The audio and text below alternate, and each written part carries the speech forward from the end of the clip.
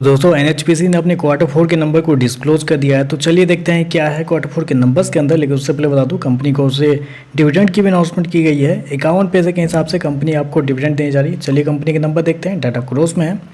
तो देखिए पिछले क्वार्टर में कंपनी ने 2286 करोड़ का रेवेन्यू जनरेट किया था ऑपरेशन के थ्रू। पिछले साल देखते हैं तो 1886 करोड़ के आसपास, जबकि अभी देखें तो बढ़ के 2346 करोड़ आपको जाता हुआ देखने को मिला। तो साल दर साल जाते हैं तो साल दर साल कंपनी के रेवेन्यू के अंदर एक अच्छी खासी तेजी आपको देखने को मिल रही है।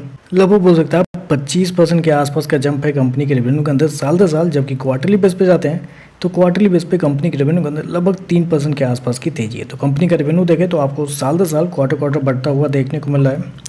कंपनी ने शो कितना किया है, 2346 करोड़ का रेवेन्यू इस क्वार्टर में शो किया है। जबकि मार्केट का अनुमान था लगभग 2160 करोड़ के आसपास। मार्केट का मानना था कि क्वार्टरली बेस पे शायद हो सकता है थोड़ा सा गिरता हुआ देखने को मिल सकता है, लेकिन यहाँ पे देखें तो जो उम्मीद थी उससे बेहतर आपको देखने को मिल रहा है।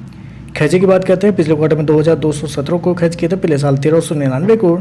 अभी देखें तो कंपनी का जब 1560 करोड़ आपको जाता हुआ देखने को मिला। तो कंपनी खर्चे देखें तो खर्चे आपको ठीक है, बहुत हद तक कंपनी के इस क्वार्टर में कंट्रोल में आपको देखने को मिला है। स्पेशली अगर एक चीज़ को मैं हाईलाइट करूँ तो कंपनी के फाइनेंस कॉस्ट देखते हैं इस क्वार्टर में, तो कंपनी को कुछ लगे ही नहीं है। कंपनी को 12 करोड़ वापस मिले हैं। ये यहाँ पे एक अजीब सी चीज़ आपको देखने को मिल रही है, क्योंकि फाइनेंस कॉस्ट वो होता है जो कंपनी के जो कर्जे होते हैं, कर्जे के ऊपर जो इंटरेस्ट पे करना पड़ता है कंपनी को, वो फाइनेंस कॉस्ट बोलते हैं।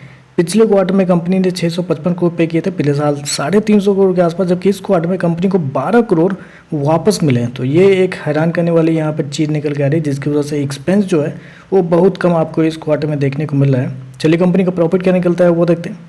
तो देखिए पिछले क्वार्टर की बात करते हैं तो पिछले क्वार्टर में कंपनी का प्रॉफिट 330 करोड़ के आसपास था, पिछले साल 605 करोड़, जबकि अभी देखें तो बढ़ के 919 करोड़ आपको जाता हुआ देखने को मिला। तो कंपनी का प्रॉफिट देखें साल दर साल लगभग 50% के आसपास की तेजी आपको देखने को मिल रही है। जबकि क्वार्टरली बेस पे जाते हैं तो यहाँ पे भी एक बड़ी तेजी आपको देखने को मिली। लेकिन याद रखिएगा तेजी क्यों हुई है, क्योंकि कंपनी के फाइनेंस कॉस्ट इस क्वार्टर में लगे ही नहीं है, जिसकी वजह से कंपनी का प्रॉफिट आपको इतना बड़ा देखने को मिल रहा है। अदरवाइज फाइनेंस कॉस्ट लगे रहते तो शायद कंपनी का प्रॉफिट इतना बड़ा आपको देखने को नहीं मिलता है। कंपनी ने शो किया है 919 करोड़ के आसपास का प्रॉफिट इस क्वार्टर में, जबकि मार्केट का जो अनुमान था वो तो कम ही था, ऑब्वियस है फाइनेंस कॉस्ट की वजह से।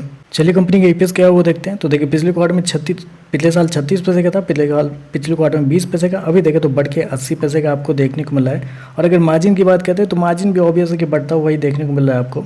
ऑपरेटिंग मार्जिन 47% के आसपास था, जो कि अभी गिर के 35% के आसपास आपको देखने मिला है, जो कि ऑलरेडी मैंने बताया कि कंपनी का प्रॉफिट क्यों बढ़ा है उसके पीछे का रीजन है, जिसकी वजह से कंपनी का ऑपरेटिंग मार्जिन आपको गिरता हुआ देखने मिला है। नेट प्रॉफिट मार्जिन बढ़ता हुआ देखने मिला है, 32% से 39% आपको जाता हुआ देखने को मिला है। तो ओवरऑल देखें नंबर अच्छे आपको देखने को मिल रहे हैं, लेकिन इतने भी तोड़फोड़ वाले नंबर आप नहीं कर सकते हैं, क्योंकि रेवेन्यू ठीक है कंपनी का बढ़ा है, लेकिन प्रॉफिट के बढ़ने के पीछे के रीजन कुछ और भी आपको देखने को मिला है। तो देखते हैं इस सारी चीज़ों पर मार्केट का कैसा रिएक्शन आपको देखने को मिलता है। आज के लिए बस इतना ही। वीडियो पसंद आए तो लाइक कीजिएगा, साथ में साथ चैनल को सब्सक्राइब जरूर कीजिएगा। धन्यवाद।